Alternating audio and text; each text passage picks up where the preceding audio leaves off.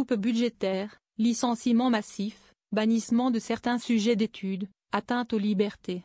Depuis son retour à la Maison-Blanche, Donald Trump mène la vie dure aux chercheurs, à qui il reproche notamment leur trop grande proximité avec un supposé wokisme. Des travaux menés par la prestigieuse revue scientifique Nature révèlent que 75% des chercheurs américains ne songeraient à quitter leur pays. Un chiffre abyssal, qui montre l'étendue du désenchantement et des doutes qui assaillent désormais les scientifiques. Au pied du mur, nombre d'entre eux décident de franchir le pas.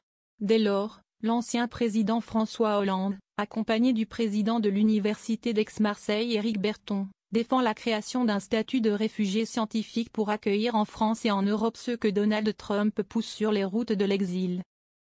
Cela permettrait de les accueillir dans de bonnes conditions, tout en favorisant l'innovation, la diplomatie scientifique, française, voire européenne, écrivent-ils dans une tribune publiée dans Libération vendredi 11 avril.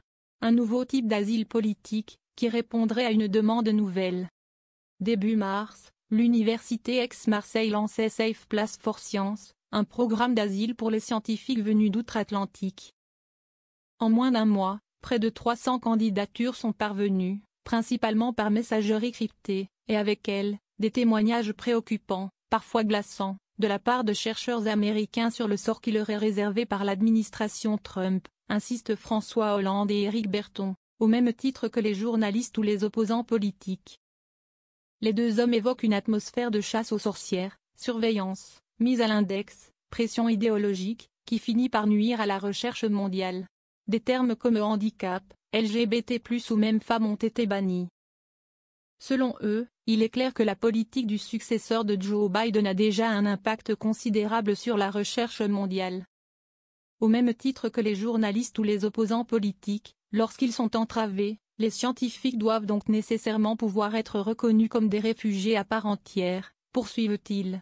Un geste nécessaire, sont-ils convaincus, pour accueillir dans de bonnes conditions les chercheurs, tout en leur permettant de développer leur intégration dans les laboratoires, universités ou centres de recherche.